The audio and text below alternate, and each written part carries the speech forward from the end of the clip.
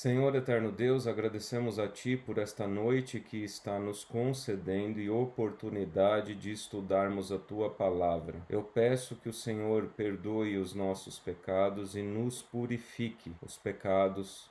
Pedimos que o Senhor nos santifique e nos prepare para o encontro que ocorrerá com o Senhor em breve. Eu peço a Ti, Pai, que Teus santos anjos celestiais acampem-se ao nosso redor, nos protegendo e nos livrando de todo mal. Peço a Ti que o Senhor nos conceda sabedoria, entendimento e discernimento ao estudo da Tua palavra e guia-nos, Pai, segundo a Tua vontade, na Tua sabedoria, graça e paz. É o que lhe rogamos em nome do nosso Senhor e Salvador Jesus Cristo. Amém, Senhor. Amém. Vamos entrar então no livro de Romanos, capítulo 1. A carta aos Romanos começa assim, ó: Paulo, servo de Jesus Cristo, chamado para ser apóstolo, separado para o evangelho de Deus, o qual foi por Deus outrora prometido por intermédio dos seus profetas nas Sagradas Escrituras, com respeito a seu filho, o qual, segundo a carne, veio da descendência de Davi e foi designado Filho de Deus com poder segundo o Espírito de Santidade, pela ressurreição dos mortos, a saber, Jesus Cristo, nosso Senhor, por intermédio de quem viemos a receber graça e apostolado por amor do seu nome, para a obediência por fé entre todos os gentios, de cujo número sois também vós, chamados para serdes de Jesus Cristo. A todos os amados de Deus que estais em Roma, chamados para serdes santos, graça a vós outros e paz, da parte de Deus nosso Pai e do Senhor Jesus Cristo. Vamos conversar um pouquinho sobre essa introdução, porque aqui o apóstolo Paulo já apresenta todo o tema que ele vai tratar dentro do livro. Então vamos fazer comentários aqui de algumas palavras que ele pontua, que diz o seguinte: Paulo, servo de Jesus Cristo. A palavra que Paulo usa aqui para servo é escravo, doulos. Paulo se considera um escravo de Jesus Cristo. Antes ele era movido lá pelo Sinédrio, antes ele perseguia cristãos, matava mulheres, crianças, homens, prendia os cristãos. Agora ele se vê numa situação de escravidão, mas uma escravidão a Jesus Cristo, escravo de Jesus Cristo. E para falar a verdade, só existe uma liberdade verdadeira nessa terra aqui: é você ser escravo de Jesus Cristo. Porque ou você se torna escravo de Jesus Cristo, ou você vai se tornar escravo de Satanás. E não tem meio termo nessa história. Ou eu me torno um escravo de Jesus Cristo, ou eu me torno escravo de Satanás. E Paulo deixa bem claro, ao longo da carta ele vai deixar bem claro, porque os primeiros capítulos ele vai falar justamente dessa natureza pecaminosa que domina a mim e a você. E então, ou você se torna escravo de Jesus Cristo, ou você vai se tornar escravo de Satanás e do pecado, porque ele é o pai da mentira, ele é o primeiro rebelde, o primeiro pecador. Entendeu aí? Então, já ele introduz de maneira clara a questão de ser escravo de Jesus Cristo. Chamado para ser apóstolo. E aqui a gente para de novo, né? Apóstolo. Tem uns camaradas aí que se autonomeiam apóstolos, né? Apóstolo disso, apóstolo daquilo, apóstolo fulano, apóstolo ciclano. E apóstolo significa mensageiro, aquele que é chamado por Cristo. Aí você pensa assim, mas pastor, então não está certo? Se ele se autodenomina lá apóstolo, é porque ele tem um chamado de Cristo, ele é um mensageiro de Cristo? Pois é. Só que no Novo Testamento essa palavra só é usada para aqueles que tiveram contato pessoal com Cristo e receberam um chamado pessoal de Cristo. Tá entendendo aí?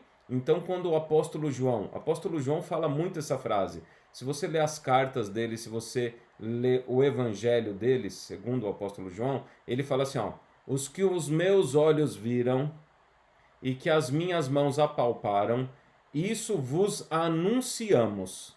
Por que que o apóstolo João fala esse termo? O que os meus olhos viram e as minhas mãos apalparam, isso vos anunciamos. Porque ele está vindicando autoridade apostolar perante a igreja. Ele está falando assim, ó, eu sou o discípulo que vi Jesus Cristo, conversei com ele, toquei nele, e ele me chamou e me comissionou a levar a mensagem do evangelho para todo mundo. Então, a palavra apóstolo é quase praticamente uma palavra técnica no Novo Testamento que é determinado somente para aqueles que receberam o chamado de Jesus Cristo, mas conviveram com Jesus Cristo e viram Jesus Cristo pessoalmente. Aí talvez você me pergunte assim, mas pastor, o apóstolo Paulo, ele não foi chamado por Jesus Cristo. Foi sim. Quando ele estava saindo de Jerusalém com uma carta em mãos para prender cristãos, lá em Damasco, quando ele estava a caminho de Damasco, Jesus Cristo apareceu para ele e falou, Paulo, Paulo, por que tu me persegues? Tu és um vaso escolhido por mim para anunciar o evangelho para as pessoas. Então, o apóstolo Paulo, ele foi sim chamado pessoalmente por Jesus Cristo, conversou com ele, foi orientado por Cristo para uma missão específica, pregar o evangelho aos gentios. Um fariseu, nascido em Tarsis, filho de mãe judia e pai grego, nascido em Tarsis, fariseu, criado aos pés de Gamaliel, mestre na Torá, na lei, é comissionado por Jesus Cristo para pregar o evangelho aos gentios. E o que ele cumpriu? Continuando aqui, separado para o evangelho de Deus, o qual foi por Deus outrora prometido por intermédio dos seus profetas nas Sagradas Escrituras. E aqui eu gostaria de chamar sua atenção para esse verso. Olha só o que o apóstolo Paulo está falando aqui.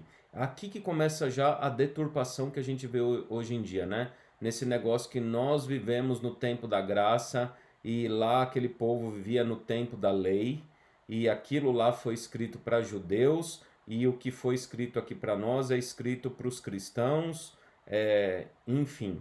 Olha só o que o apóstolo Paulo fala no verso 2, logo no início. O qual foi por Deus outrora prometido por intermédio dos seus profetas nas Sagradas Escrituras. Se você tem a sua Bíblia aí, ou se você não abriu aí, abra, viu? Abra sua Bíblia para você ver, acompanhar aí. Olha só, Sagradas Escrituras está com S maiúsculo, E maiúsculo. Se você abrir a Bíblia no seu celular, no seu tablet aí, ou fisicamente, que nem eu tenho aqui, veja só, Sagradas Escrituras. Quais são as Sagradas Escrituras de Paulo? Para pensar. A igreja acabou de nascer. O apóstolo Paulo é um pregador da mensagem. Qual é a Sagrada Escritura pro apóstolo Paulo? Qual é a Sagrada Escritura pro apóstolo Paulo? É isso mesmo que você está pensando. A Sagrada Escritura pro apóstolo Paulo é exatamente o quê? O Antigo Testamento. Então, eu já comentei isso aqui em outros vídeos. Que essa divisão de Antigo Testamento e Novo Testamento, ela surge num contexto até de estigmatização, de preconceito ao povo judeu, onde se divide essa nomenclatura, porque hoje se fala Antigo Testamento, viu? Tecnicamente. Mas você vê um monte de gente, e talvez até você, ou talvez até a sua Bíblia, apareça aí Velho Testamento. E aí, culturalmente, você entende, né? Velho Testamento é uma coisa velha, ultrapassado. E aí, Novo Testamento é novo. Então, nós temos que nos dedicar a esse estudo aqui do Novo Testamento. Só que o apóstolo Paulo, ele chama de Sagradas Escrituras. E que fala que o Evangelho, separado para o Evangelho de Deus, o qual foi por Deus outrora prometido por intermédio dos seus profetas nas Sagradas Escrituras. Em outras palavras, o Evangelho da salvação, o Evangelho da graça, porque Evangelho significa boas novas do quê? De salvação, a boa notícia. A palavra Evangelium significa boa notícia. Boa notícia do quê? De salvação. Boa notícia que Deus veio aqui salvar a humanidade a despeito do pecado, a despeito dessa natureza rebelde, de criaturas rebeldes contra o seu Criador. Então veja só, Deus já profetizou o Evangelho nas Sagradas Escrituras. Está entendendo que não tem divisão? É isso que eu estou falando aí. Não tem divisão. A mensagem é a mesma.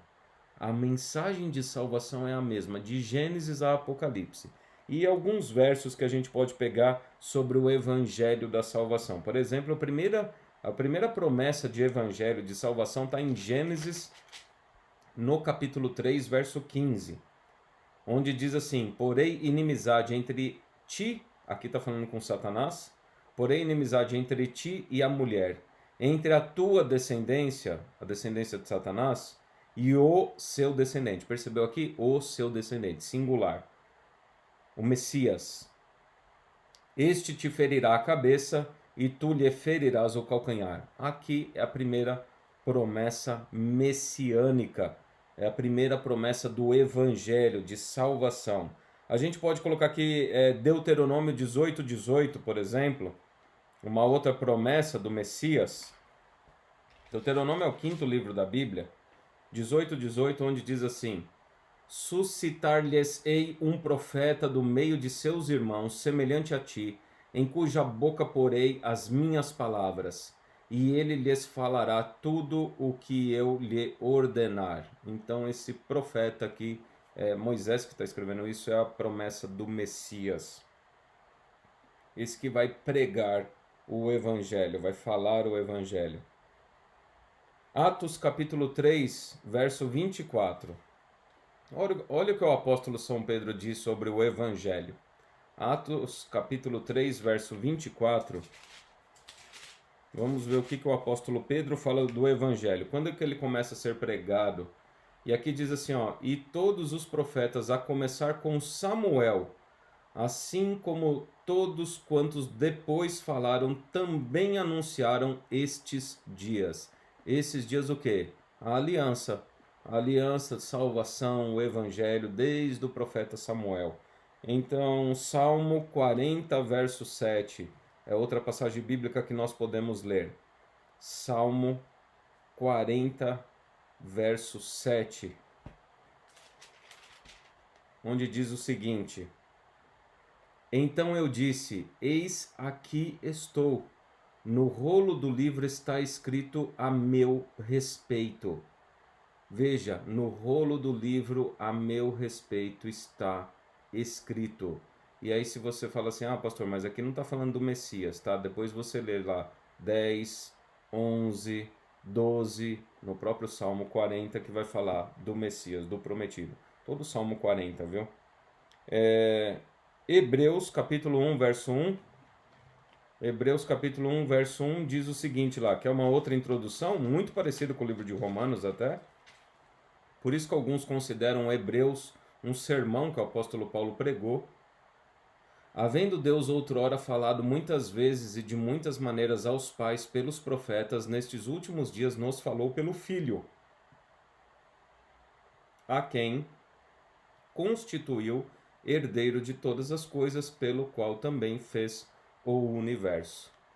Então o evangelho está sendo pregado desde quando? Lá para os pais, através dos profetas, desde os tempos antigos, é as Sagradas Escrituras. Diz aqui o seguinte então: com respeito a seu filho, o qual, verso 3 eu estou lendo, segundo a carne, veio da descendência de Davi. E aí eu não vou ler o texto, tá? Mas a promessa é Isaías capítulo 11, verso 1, Jeremias capítulo 23, verso 5. Depois você lê lá, o Messias vem da linhagem de Davi, né? De Jessé, de Davi, e foi designado filho de Deus com poder, segundo o Espírito de santidade pela ressurreição dos mortos. Então vamos caminhar aqui.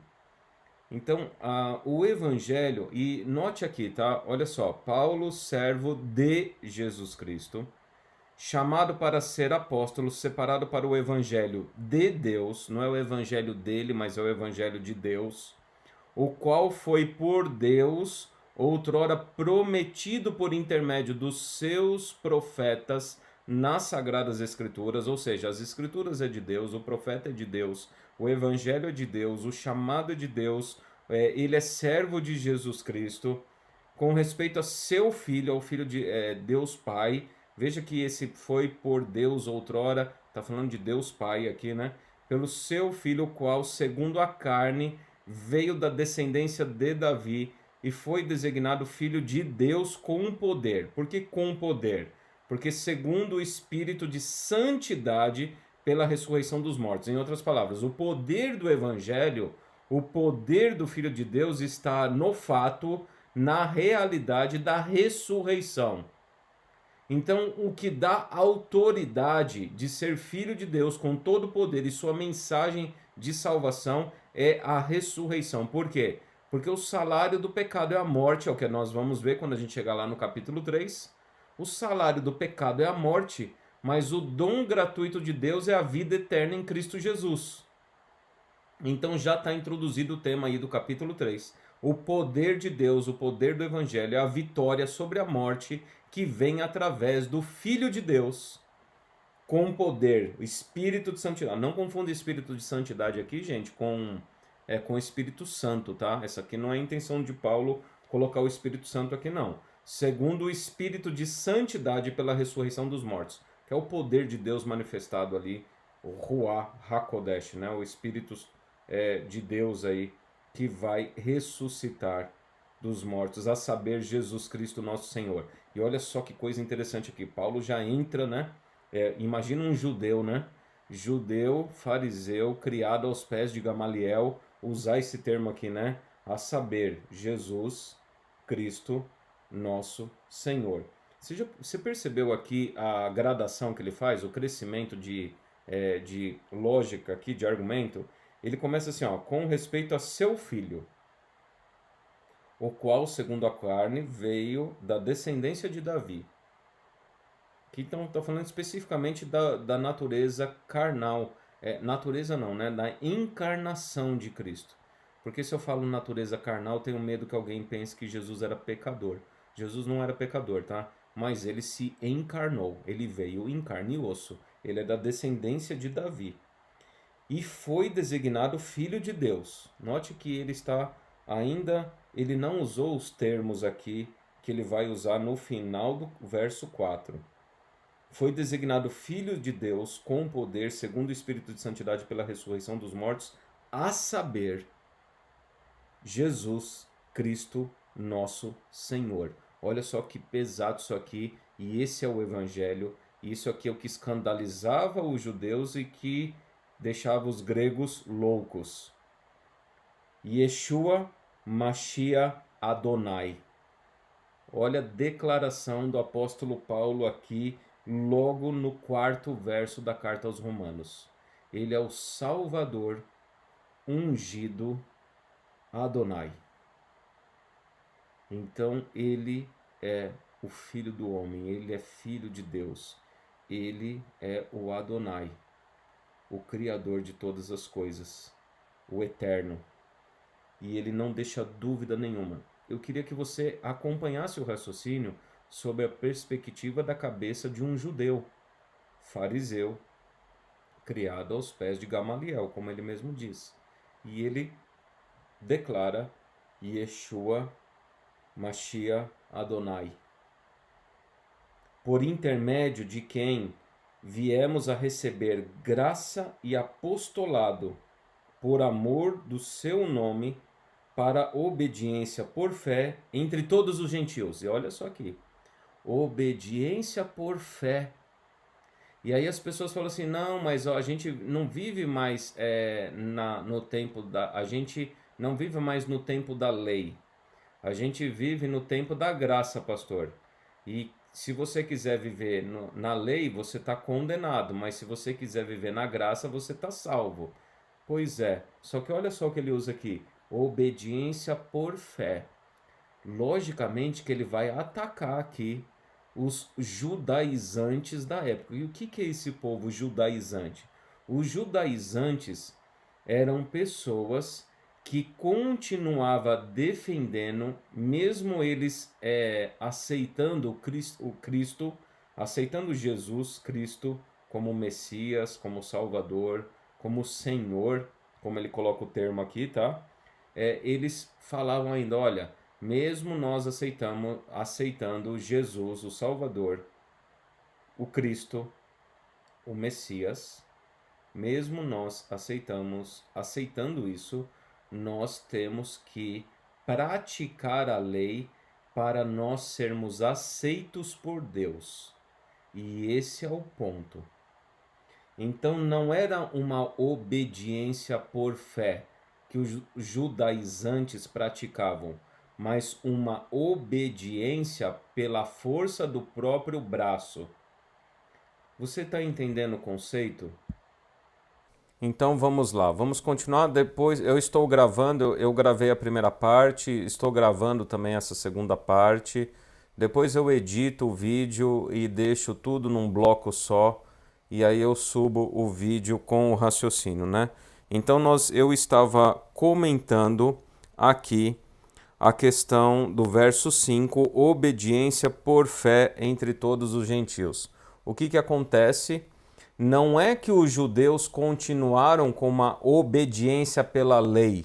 Não é isso. O transtorno esse aí começa a se deturpar as escrituras dessa maneira. Quando as pessoas viram e falam assim, os judeus eles continuaram com obediência pela lei e nós obedecemos pela fé. Ok, o que o apóstolo Paulo vai mostrar, e note a introdução, tá? O verso 2, o qual foi por Deus outrora prometido por intermédio dos profetas nas Sagradas Escrituras.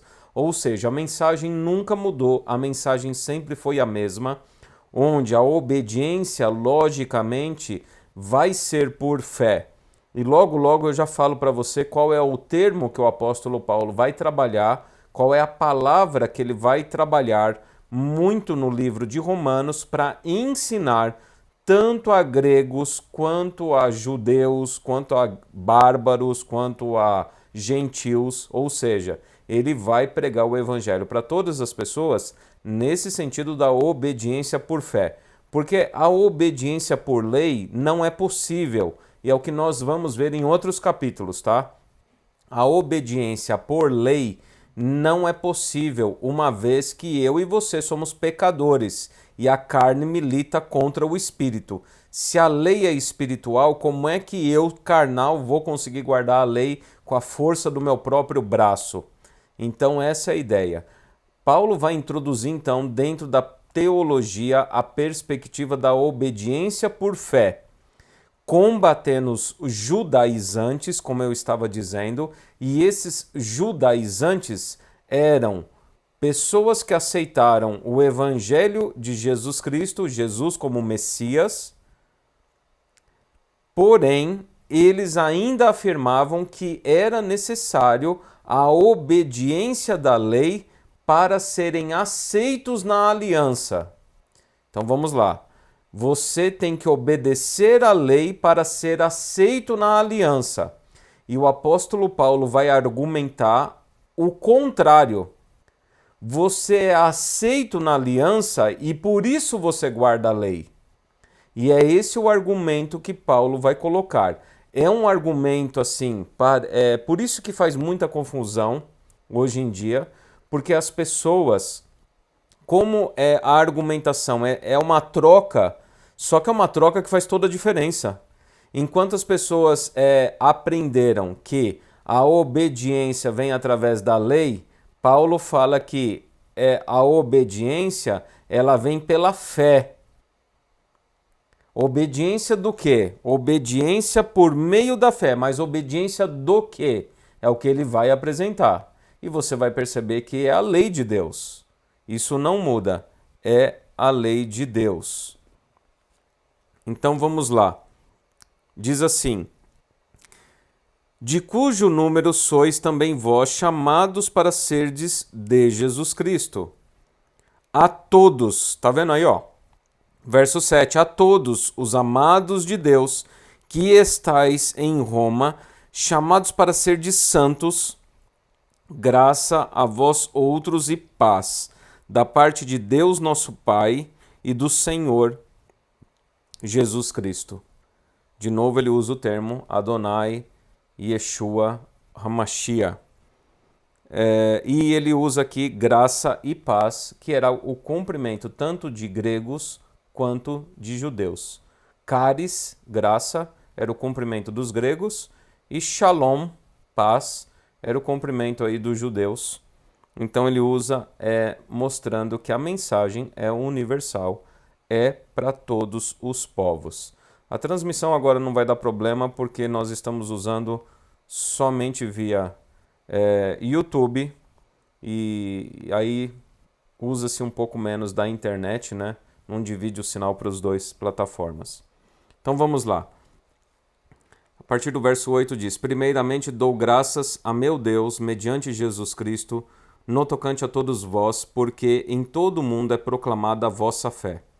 Porque Deus, a quem sirvo em meu espírito, no evangelho de seu Filho, é minha testemunha de como incessantemente faço menção de vós em todas as minhas orações, suplicando que, em algum tempo, pela vontade de Deus, se me ofereça boa ocasião de visitar-vos. Porque muito desejo ver-vos, a fim de repartir convosco algum dom espiritual, para que sejais confirmados, isto é, para que em vossa companhia reciprocamente nos confortemos por intermédio da fé mútua vossa e minha. Então, eu estou lendo aqui o verso 12, verso 13, eu vou ler até o 15. Porque não quero, irmãos, que ignoreis que muitas vezes me propus ir ter convosco, no que tenho sido até agora impedido, para conseguir igualmente entre vós algum fruto, como também entre os outros gentios. Pois sou devedor tanto a gregos como a bárbaros, tanto a sábios como a ignorantes. Por isso, quanto está em mim, estou pronto a anunciar o evangelho também a vós outros em Roma. Como eu disse na introdução, na primeira parte da transmissão, que acabou caindo, o apóstolo Paulo ele tinha a intenção de ir até Roma, e de Roma ele queria ir até a Espanha para pregar o evangelho. Mas por que Roma? Porque Roma, primeiro, que está no meio do caminho, né? A caminho da Espanha, e segundo, que ele esperaria receber a acolhida dos irmãos, não só para a questão de suprimentos, tal, de descanso, mas também financeiramente, para financiar a viagem missionária dele até a Espanha, que era o objetivo dele, a ponta, né, do mapa. Então, ele coloca aqui, e o que eu quero destacar esses versos de 8 a 15, não tem muita dificuldade de entendimento, do jeito que você lê aí, é o que está escrito. Ele coloca aqui no verso 11 e 12 que eu quero destacar desse bloco. Porque muito desejo ver-vos, a fim de repartir convosco algum dom espiritual, para que sejais confirmados, isto é, para que em vossa companhia reciprocamente nos confortemos por intermédio da fé mútua vossa e minha. Então veja só, algumas pessoas dizem assim: ah, pastor, para que eu tenho que ir na igreja? Eu gosto de Jesus, mas eu não gosto da igreja. Porque esse negócio de igreja é o homem que inventou, é o homem que construiu um prédio. Deus está em todo lugar, Deus está na minha casa, Deus está na rua, Deus está no banheiro comigo, no meu quarto. Então eu não tenho necessidade de ir para a igreja. Pois é, você falando isso você esquece que a orientação direta e até mandamento de ir para a igreja. Porque o objetivo de estar na igreja, conforme nós lemos aqui nos versos 11 e 12, é para confirmar, fortalecer a fé. Diante de perseguição, diante de desânimo, confirmar e fortalecer fé. Segundo ponto, aqui está falando que é para repartir dons. Em outras palavras, é no meio da igreja, no meio da comunidade, onde eu vou desenvolver os meus dons e talentos a respeito da pregação do Evangelho, para pregar o Evangelho, como missão. Veja só, quando você não vai para a igreja, você não desenvolve a sua espiritualidade. Porque uma coisa, gente, é salvação. E o livro de Romanos a gente vai passear nesse assunto aí. Uma coisa é salvação, outra coisa é santificação. A salvação é pela graça mediante a fé e resulta na santificação. Uma é individual, salvação é individual, é o que Deus fez por você na cruz do Calvário, enviando o Filho dele, Jesus Cristo, nosso Senhor, para morrer como seu substituto ali.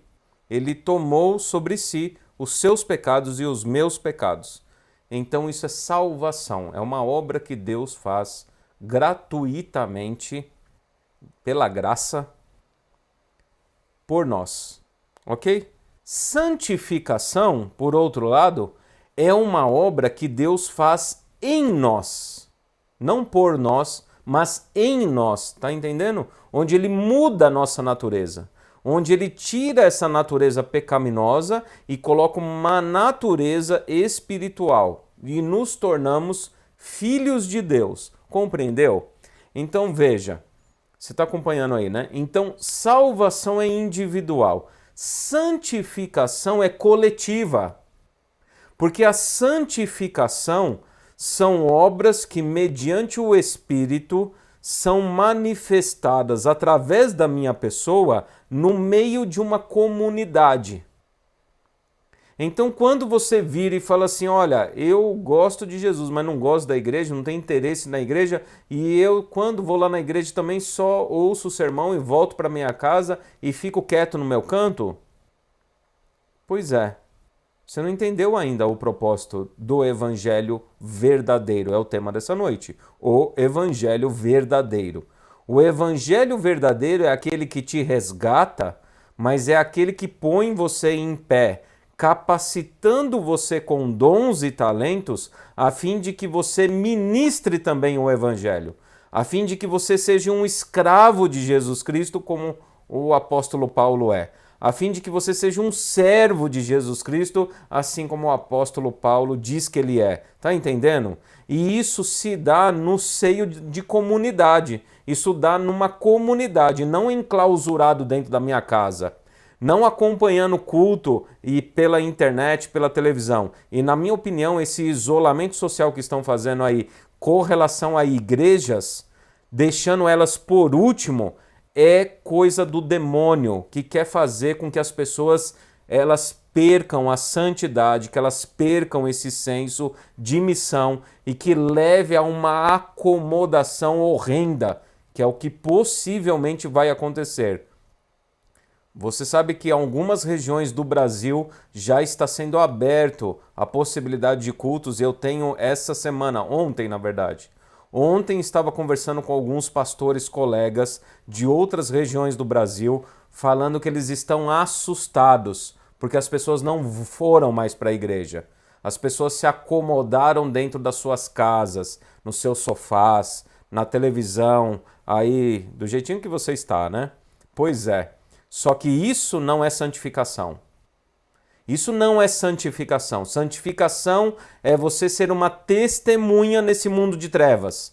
É você testemunhar a respeito do Senhor para quem está em trevas. Não a fim de apontar o dedo para elas, não a fim de acusá-las, mas a fim de espalhar a mensagem de salvação, o qual elas têm oportunidade de conhecer através da tua vida, através do teu testemunho, e isso é obediência por fé.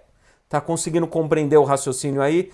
uma coisa está ligada à outra. Então, salvação é aquilo que Deus faz e fez por mim, na pessoa de Jesus Cristo. Agora, santificação é algo que Deus faz em mim e através de mim, para outras pessoas receberem a mensagem de salvação, entrarem no processo de santificação e assim vai se multiplicando o número dos discípulos. Fazei discípulos, batizando-os em nome do Pai, do Filho e do Espírito Santo, ensinando todas as coisas que vos tenho anunciado. Eis que estou convosco todos os dias até a consumação dos séculos. Conseguiu compreender aí? Salvação é algo que Deus faz por você. Santificação é algo que Deus faz em você, através de você, através de uma obediência por fé, a fim de manifestar as obras do Eterno, através de você, para esse mundo rebelde, a fim de que ele se arrependa também. E isso se dá na igreja, porque muito desejo ver-vos, a fim de repartir convosco algum dom espiritual, para que sejais confirmados. Isto é, para que em vossa companhia, reciprocamente, nos confortemos por intermédio da fé mútua, vossa e minha. E fé aqui, gente, é emuná. Na cabeça de Paulo, fé é emuná. O que é fé para um judeu? A fé para um judeu, que Paulo era judeu, um judeu que aceitou Jesus Cristo, a fé não é você ter um assentimento intelectual a respeito que Deus existe e eu acredito. Deus existe e eu acredito, eu tenho fé em Deus. Eu acredito em Jesus Cristo, eu tenho fé em Jesus Cristo. Ok, Satanás também ele acredita. Ele acredita e ele briga contra eles também. Então, a questão de fé intelectual, isso é coisa do Ocidente aqui, dos gregos, de romano, de latino. Agora, para o judeu, emuná é o exercício, é uma atitude, é uma ação. Por isso que Tiago fala que fé sem obras é morta e obras sem fé também é morta. Obediência por fé. É o que o apóstolo Tiago, é o que Tiago também fala. Obediência por fé. Fé sem obras é morta, obras sem fé também é morta. Leia o livro lá de Tiago, você vai entender que é obediência por fé. Que é repartir esses dons, confirmando a fé e fortalecendo, por intermédio da fé mútua, vossa e minha. Em outras palavras, é na comunidade da igreja, com seus diversos dons e talentos, que o Eterno é manifestado nesse mundo de trevas. Agora, se a igreja está fechada, porque esse mundo de trevas aí está exigindo fechamento das igrejas, esse mundo de trevas não quer que a luz se manifeste. Você está conseguindo compreender aí? Será que você consegue interpretar e entender a seriedade do grande conflito que está acontecendo debaixo dos nossos olhos? E será que você está se acomodando? Será que você está se acostumando a ficar sem a igreja? Porque também não é importante tal. Você está entendendo a questão? Veja, obediência por fé é eu praticar os dons e talentos que o Eterno me concede através do Espírito em uma comunidade de fé, uma igreja, onde eu vou ministrar para as pessoas que estão lá fora, a fim de que elas sejam atraídas também para essa comunidade de fé, elas sejam acolhidas e também transformadas pelo processo de salvação e santificação que o Eterno quer operar em todas as pessoas, porque Ele quer salvar todos. Vamos lá. E aí vem o tema principal do livro. Versos 16 e 17. Pois não me envergonho do Evangelho, porque é poder de Deus para a salvação de todo aquele que crê. Primeiro do judeu, também do grego. Então o evangelho é para todos. Está vendo aí? Ah, não, mas aquilo lá foi escrito para os judeus. Agora isso aqui é escrito para os gentios. Aquele lá eles vivem no tempo da lei e nós vivemos no tempo da graça. Eu não sei de onde que o povo tira esse negócio aí. Aliás, eu sei, viu? Eu sei o originador dessa história aí. Eu sei quem é o originador dessa história aí. Então diz assim: pois não me envergonho do evangelho, porque é o poder de Deus para a salvação de todo aquele que crê, primeiro do judeu e também do grego, visto que a justiça de Deus se revela no evangelho. E esse é o tema principal, justiça de Deus. O que é justiça de Deus? E nós vamos trabalhar isso aí dentro do livro de Romanos, tá? O que é essa justiça de Deus que se revela no Evangelho? De fé em fé, como está escrito, o justo viverá por fé. E esse é o tema central. O que é o tema central do livro de Romanos? Justiça de Deus. Ser justo. O que é isso? Porque, logicamente, que os judaizantes, eles pregavam lá que ser justo era guardar os mandamentos de Deus com a sua própria força. Porque afinal de contas está escrito, né? Essas palavras que hoje te ordeno estarão no teu coração, tal, e você vai falar delas sentado, andando pelo caminho, ao deitar-te, ou levantar-te. Então você vai amar a Deus sobre toda a tua força, de toda a tua alma, de todo o teu coração. E aí os judaizantes falavam assim, ó, não, nós vamos aqui guardar os mandamentos com a força do nosso braço e nós vamos então ser justos diante de Deus. Esse é o ponto. E o apóstolo Paulo, ele inverte o raciocínio. Ele compreende que é através do justo, ou seja, é através das obras de Jesus Cristo, é através do Messias, na sua vida justa, onde não se achou dolo, onde ele não tinha pecado nele, onde ele viveu aqui como segundo Adão. O apóstolo Paulo vai trabalhar em Romanos isso aí. Então ele vem e faz essa obra de justiça. E aí só que o que a gente esquece é que Jesus fala assim, olha, o Espírito Santo vai derramar sobre você, vai ser derramado sobre vocês e vocês farão obras maiores do que eu fiz. Conseguiu entender o raciocínio? Justiça de Deus, em outras palavras, dentro da cultura paulina, dentro da teologia de Paulo, que a teologia de Paulo é teologia bíblica das Escrituras, justiça de Deus é o que Deus faz por você para cumprir a aliança dele que é eterna. Então, o que foi a justiça de Deus lá no Éden quando Adão e Eva pecaram? Foi Deus vir na viração do dia conversar com eles. Foi Deus fazer vestimentas de roupas para eles. Foi Deus prover o cordeiro para eles e a promessa do Messias. Gênesis 3, verso 15. O que foi a justiça de Deus para Noé? Olha, vem aqui, Noé, eu vou firmar aliança com você. E Noé achou graça perante Deus. Então Deus fala, olha, Noé, eu vou destruir esse mundo, porque esse mundo, o coração dos homens é continuamente mau. Não tem mais como. Não existe mais obediência por fé. Não existe pessoas que busquem o bem. Não existe pessoas que andem no caminho reto, no caminho estreito. Íntegro, reto, que se desvia do mal. Então eu faço a minha justiça agora com você, Noé. Então eu busco você, Noé, coloco numa arca e a gente começa aqui novamente. Você conseguiu compreender? Fazer a justiça, portanto, é o ato que Deus faz em favor de uma humanidade pecadora a fim de confirmar a sua aliança. E essa aliança é eterna, que é a aliança de salvação. Então não tem esse negócio de nova aliança, antiga aliança.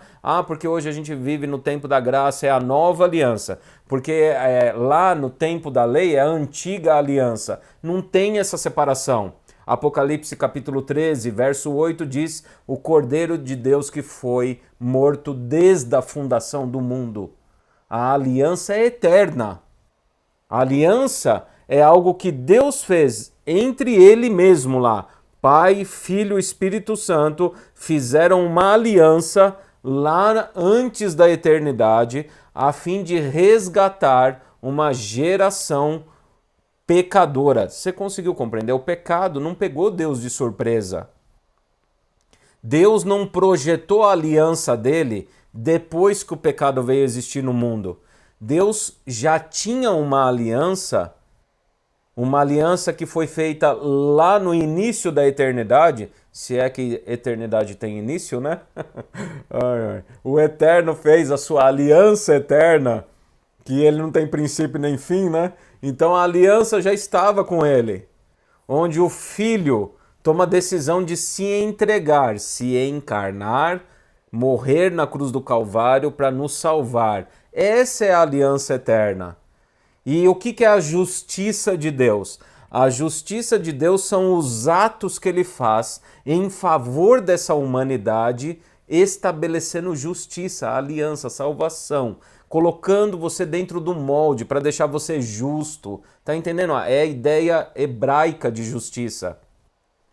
Ele pega a gente que está todo mundo deformado pelo pecado e ele nos resgata, nos tira dessa lama do pecado e nos coloca na forma dele. É bem isso, tá? Ele nos coloca na forma dele para nós encaixarmos nessa forminha de maneira justa, direitinho. Estou tentando explicar bem com linguajar de criança aqui. Então veja, justiça de Deus é isso. É o que ele faz por você a fim de te resgatar do pecado e colocar na forma dele. Ou seja, a imagem e semelhança ao qual ele nos criou, que o pecado destruiu, ele restaura essa imagem e semelhança que o pecado destruiu. Isso é a justiça de Deus. Você conseguiu compreender? Se você não conseguiu compreender, faça perguntas pelo YouTube aí, ou no meu WhatsApp, quem tem meu WhatsApp também, ou no e-mail papopareternidade@gmail.com. Então, entender o que é justiça de Deus? É uma obra que Deus faz em favor da humanidade, daqueles que aceitam o Evangelho. Ele pega você que está na lama do pecado e troca suas vestimentas. Para quem que ele fez isso? Lá para Zacarias. O sumo sacerdote Zacarias lá era um tição tirado do fogo, como Satanás acusou ele. Esse aí é um tição tirado do fogo. Ó, como é que você vai pegar esse homem aí e vai colocar ele como sumo sacerdote? E Deus então repreende Satanás, o acusador, virando e falando assim, olha, eu purifiquei ele. Ele é um tição tirado do fogo. Aí Deus, lá na visão de Zacarias, Deus fala assim, ó, troca as vestes dele, tira essa veste suja, coloca uma limpa, coloca a mitra na cabeça dele, que estava lá escrito santidade ao Senhor, que é o termo aqui, olha só, no capítulo 1, verso 1, onde diz Paulo, servo de Jesus Cristo, chamado para ser apóstolo, separado para o evangelho, que é onde eu vou terminar a minha conclusão aqui hoje, onde eu vou terminar o raciocínio. Separado, santidade ao Senhor, era a mitra, a tiara que o sumo sacerdote usava na testa ali, é separado, colocado dentro da forma, é a justiça de Deus. E aí quem não aceita isso, acontece o que então? Eu não quero a justiça por fé, não quero obediência por fé, não quero o evangelho, não aceito. Ok, aí Paulo vira e fala as consequências.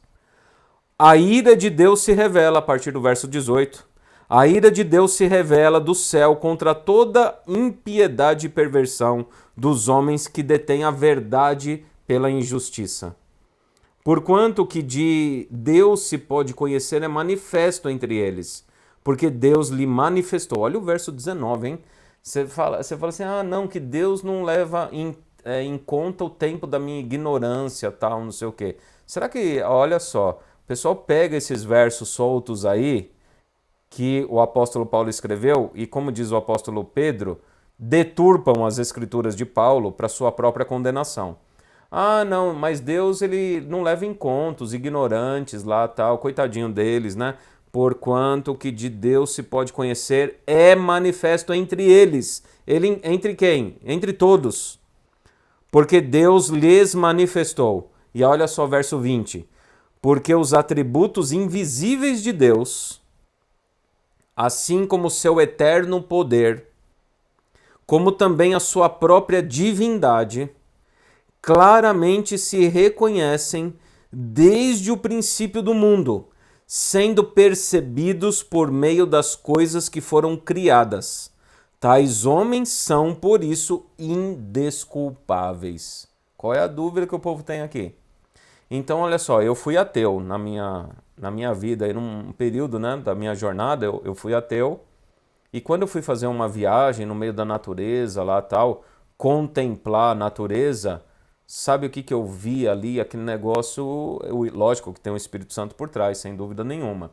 Mas eu contemplando a criação de Deus ali, naquela viagem que eu fiz para a Chapada Diamantina, na Bahia, eu sendo um ateu, eu olhei aquilo ali, contemplei e me submeti à manifestação da verdade.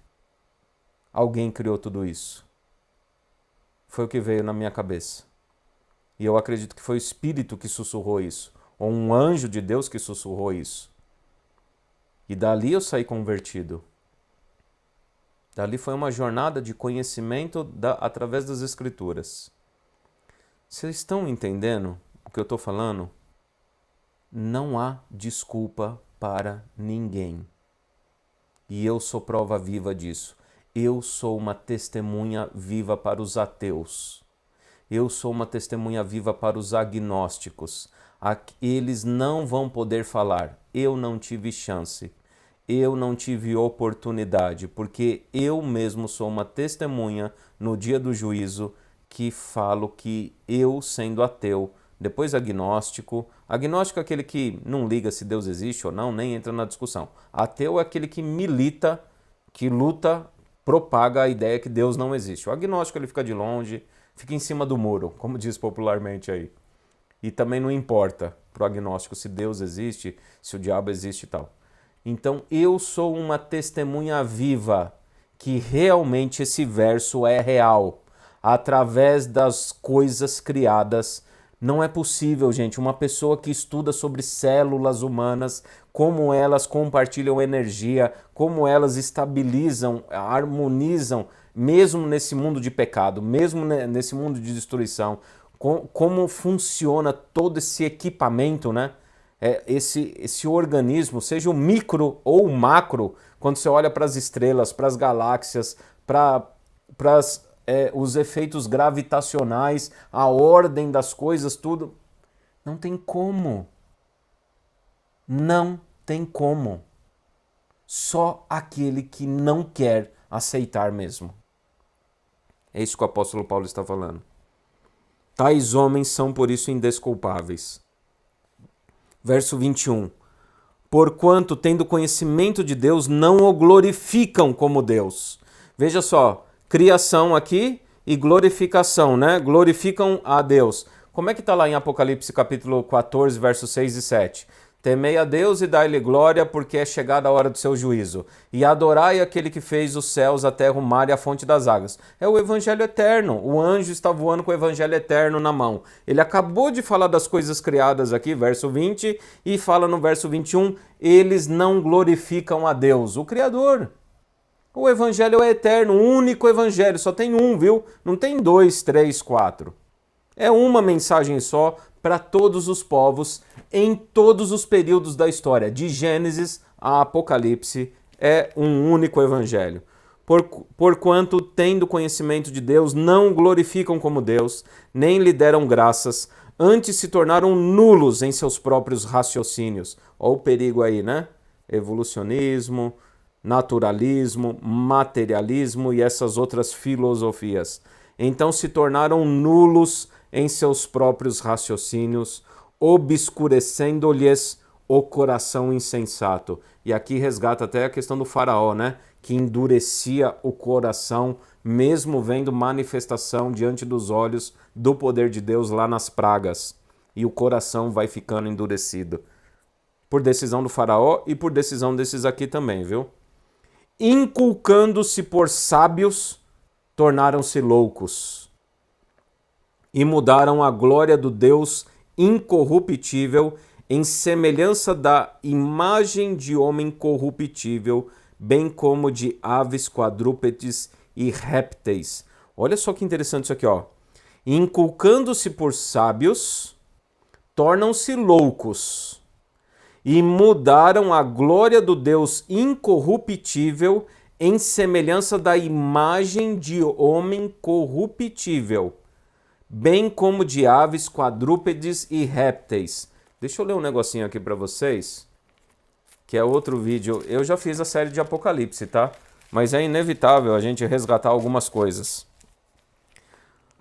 Aqui está a sabedoria. Aquele que tem entendimento, calcule o número da besta, pois é número de homem.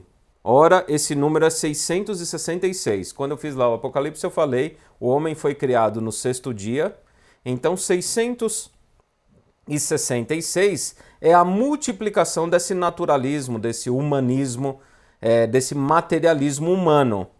Você está entendendo o que Paulo está falando aqui? É a mesma coisa. Mudaram a glória do Deus incorruptível em semelhança da imagem de homem corruptível, bem como de aves, quadrúpedes e répteis. Olha só, aves, quadrúpedes e répteis.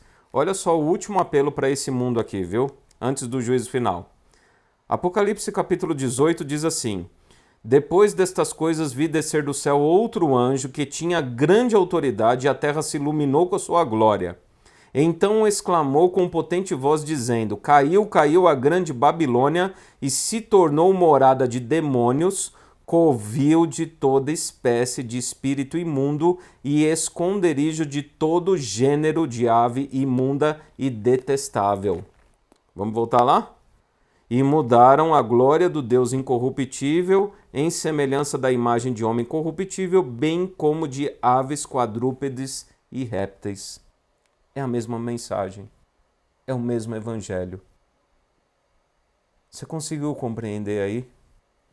Agora, olha só, por que o apóstolo Paulo está pregando? Qual que é o pano de fundo aqui? O pano de fundo que o apóstolo Paulo está colocando aqui, veja só, a gente vai continuar aqui, vamos continuar até o final e depois eu volto.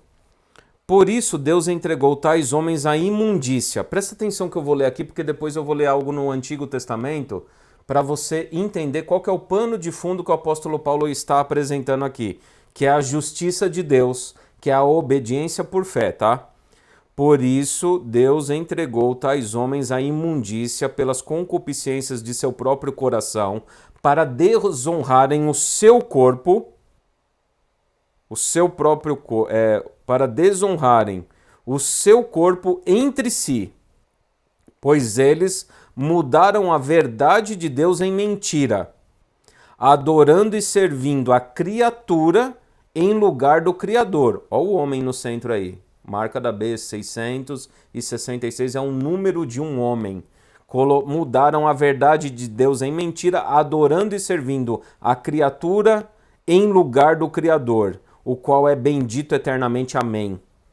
Por causa disso, os entregou Deus às paixões infames, porque até as mulheres mudaram o modo natural de suas relações íntimas por outro contrário à natureza. E aqui está falando daquilo lá que você está exatamente pensando, viu? Ideologia do gênero.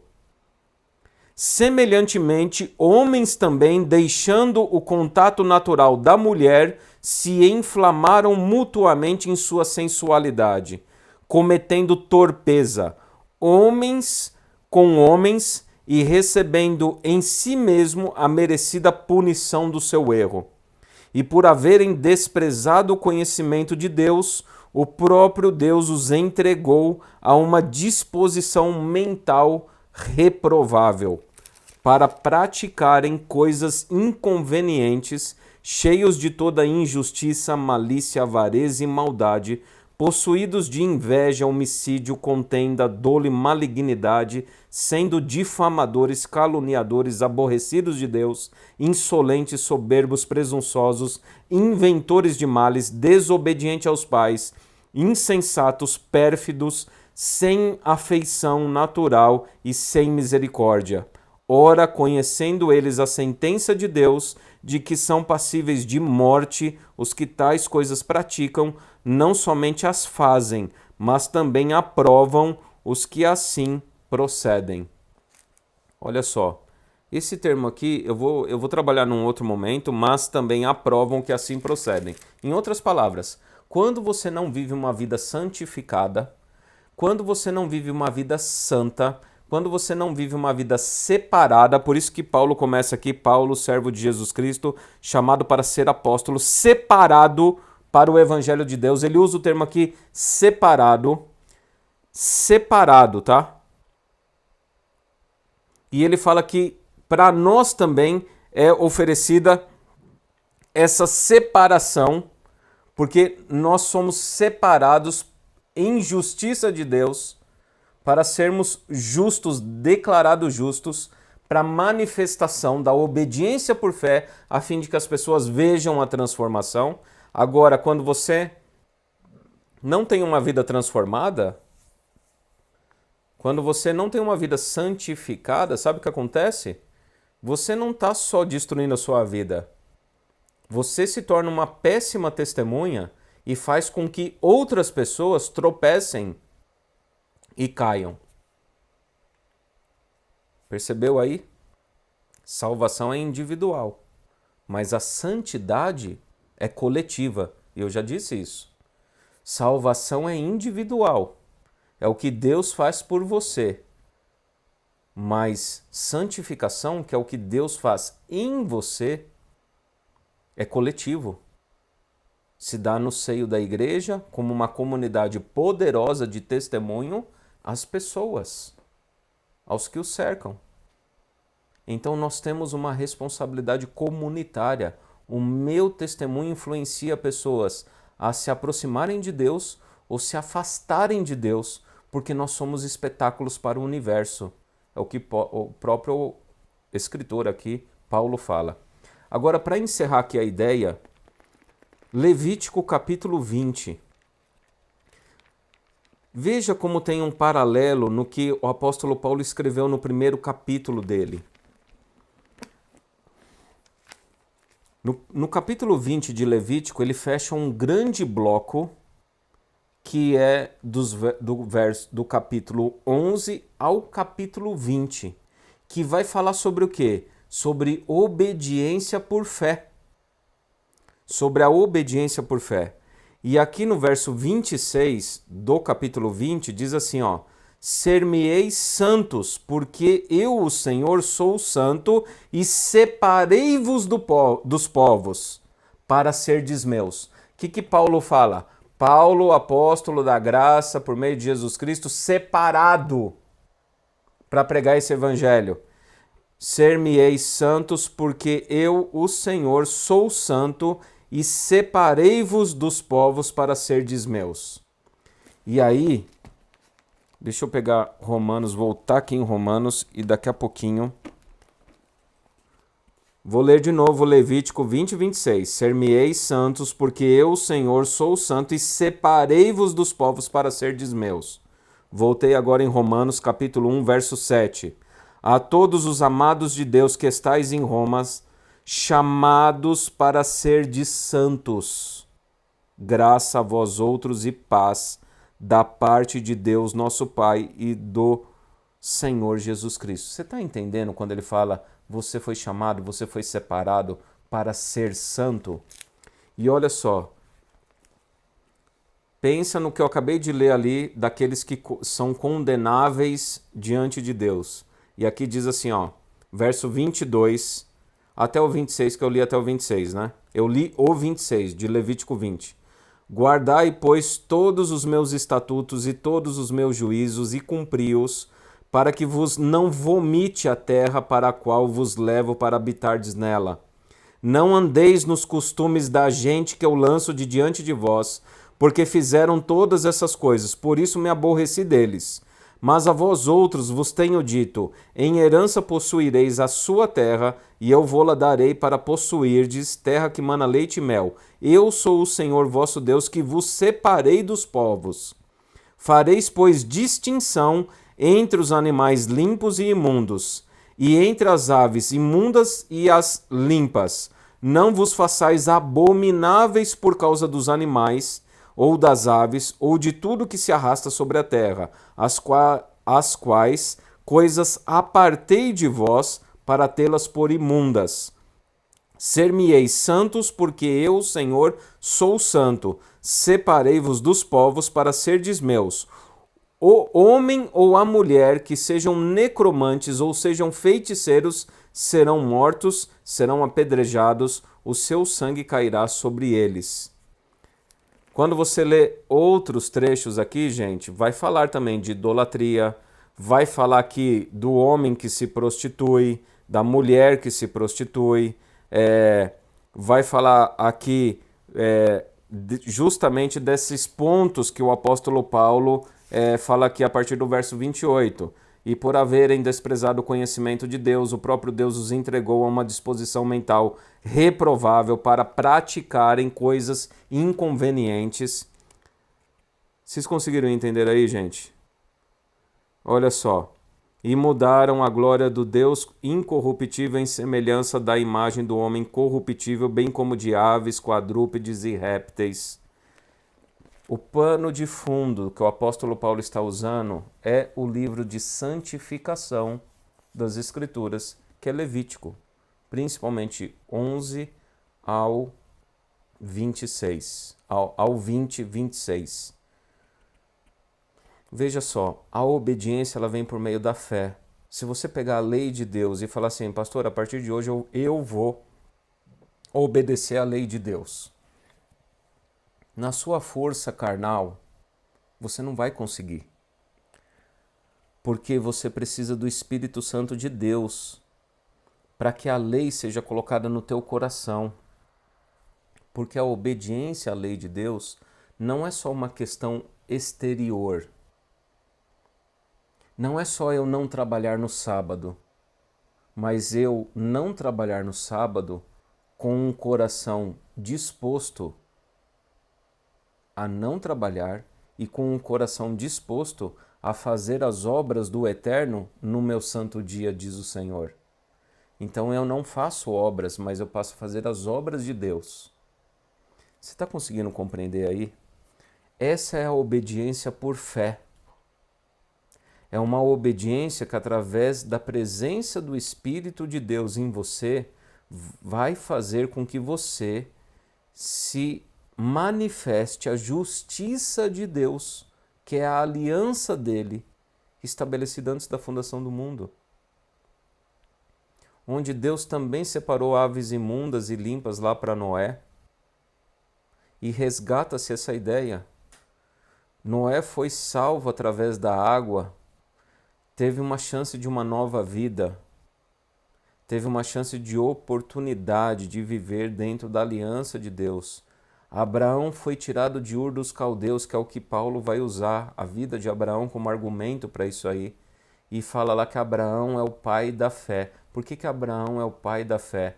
Porque ele creu na justiça divina, ele creu na aliança. Ele virou e falou assim, eu aceito o seu chamado. E Abraão foi separado de toda aquela idolatria, de toda aquela perversidade de Ur lá. Ur dos Caldeus, onde ele vivia. E ele seguiu, olha, vai para uma terra que eu vou te mostrar. Deus tirou aquele povo do Egito. E o que o povo do Egito fez para Deus tirar eles de lá? Não fez nada. O povo nem sequer acreditou na mensagem, porque lá em Êxodo fala que quando Moisés foi pregar lá, quando Moisés foi anunciar a libertação, o povo duvidou. O povo nem acreditar não acreditou. Mas Deus manifestou o poder dele, porque Deus manifesta a justiça dele nesse mundo aqui.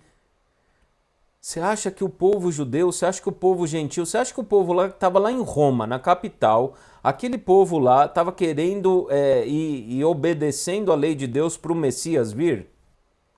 A salvação ela veio independentemente das tuas obras, independentemente da obra deles. Porque salvação não é por obra, salvação é pela graça e é uma aliança que Deus manifesta, é a justiça que ele manifesta. Esse é o Evangelho. Deus não exige sua obediência para te salvar, mas ele exige a sua obediência porque você já está salvo. Se você aceitou Jesus, e a pergunta que eu faço é: você aceita Jesus Cristo? E talvez você aceita não aceitando, porque se você acha que a tua obediência vai fazer você mais aceitável diante de Deus, você está vivendo outro evangelho.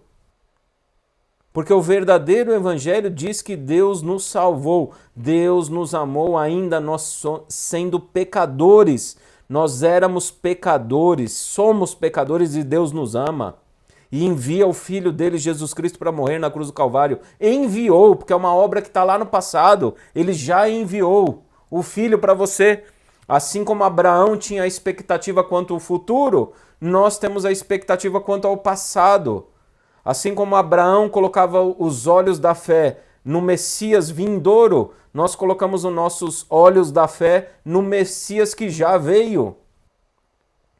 E aí qual é a minha resposta então? Aí é a minha resposta de fé, é a minha obediência por fé. Primeiro eu aceito o plano da redenção. Primeiro eu aceito que eu sou um pecador. E esse é o grande problema. Pessoas que querem ser direitinhas para serem aceitas por Deus, na verdade ela está virando para Deus e fala assim, ó, eu não aceito que eu sou um pecador. Eu acredito que eu consigo viver uma vida justa e o Senhor vai me aceitar. É a síndrome de Caim. Eu não aceito oferecer o cordeiro. Eu quero oferecer os meus frutos e eu quero que o Senhor aceite a minha adoração, a minha oferta. E Deus não aceita oferta humana. Deus não aceita obediência humana, porque a lei dele é espiritual, a lei é dele. Então, somente através da presença do Espírito na sua vida é que você vai poder guardar a lei. E esse é o tema de Romanos. Então, a justiça de Deus é isso aí. É quando ele, independentemente da atitude dessa raça rebelde, ele vem e faz a obra dele. Ele vem aqui e confirma a aliança dele, o qual ele estabeleceu antes da criação do mundo. E ele confirma com o próprio sangue do Filho dele, Jesus Cristo. E lógico que ele faz um chamado a você. Assim como fez para o apóstolo Paulo, assim como ele fez para Pedro, Tiago e João, assim como ele fez com os demais discípulos, assim como ele fez para mim, faz para você também. Agora vem aqui, se separe, porque eu quero fazer de você uma nação santa, um povo de propriedade exclusiva minha. E foi isso que ele fez lá no Egito, aquele povo incrédulo, aquele povo lá que estava sob escravidão, sobre opressão, o clamor dele subiu ao Eterno, ele ouviu e falou assim, ó, vou tirar aquele povo de lá. E o que aquele povo fez para sair de lá? Nada. Nada. O povo não fez nada. Deus fez tudo. As pragas foram enviadas, o mar foi aberto. Aquele povo não tinha condição não de atravessar o mar. Faraó com seu exército correndo atrás de mulher, de criança, de um bando de escravo. Já parou para imaginar? Se eles fossem fazer algo com a força do braço deles, o que ia acontecer ali? O exército mais poderoso do mundo contra um bando, uma multidão de escravos. Que fim ia dar essa guerra? Deus é que faz tudo. A salvação é pela graça. Eles passaram pelo Mar Vermelho, foi um batismo lá. E aí eles pegam e recebem a lei depois. A lei vem depois da libertação. A lei é apresentada depois da libertação, porque a obediência é por fé. A obediência é por fé. E não o contrário. Conseguiu compreender aí? Que você viva na justiça de Deus, que você adore ao Eterno conforme Ele estabeleceu ser adorado. E isso não vem de vós, é dom de Deus, isso é a presença do Espírito, porque Deus busca aqueles que o adoram Espírito em verdade. Deus te abençoe, Deus te guarde e vivamos na obediência por fé, como o apóstolo Paulo nos ensina aí no primeiro capítulo. Quarta-feira a gente vê o capítulo 2. Vamos orar. Senhor eterno Deus, agradecemos a Ti por esta noite, agradecemos pela Tua obra, pela Tua justiça, pela Tua aliança, a qual o Senhor estabeleceu antes da fundação do mundo. Agradecemos pelo Teu plano da redenção, onde o Senhor não leva em conta os nossos pecados, mas estabeleceu uma porta de perdão, de graça, de salvação, através do sangue do Teu Filho Jesus Cristo, Pai. O sangue do Teu Filho Jesus Cristo é que nos livra do pecado, é que nos dá a salvação pela graça. Agradecemos pela proposta de santificação que o Senhor oferece, de obediência por fé. E eu peço que através da presença do Teu Espírito, nosso coração seja realmente transformado, Pai. Tira este coração de pedra, coloca um coração de carne, Pai, e coloca a Tua lei inscrita nele, na nossa mente, no nosso coração, conforme o Senhor prometeu em Jeremias, Ezequiel, Hebreus. Pai, faça a Tua aliança conosco, a fim de sermos transformados, separados, santificados, a fim de termos um encontro com o Senhor e, ao vivermos essa transformação, que outras pessoas se sintam motivadas, Senhor, a também aceitarem o plano da redenção. Dá-nos a Tua graça, a Tua paz, uma semana na Tua presença, é o que pedimos, Pai. Em nome do nosso Senhor e Salvador Jesus Cristo. Amém. Deus te abençoe, Deus te guarde. Boa noite. Eu agradeço àqueles que acompanharam aí até agora, que hoje a gente extrapolou o tempo devido à queda aí da transmissão. Abraços, até amanhã às 7 horas tem live da lição. Terça-feira à noite temos o Desvendando as Escrituras. Quarta-feira à noite, Romanos, capítulo 2. Deus te abençoe e até mais. Tchau, tchau.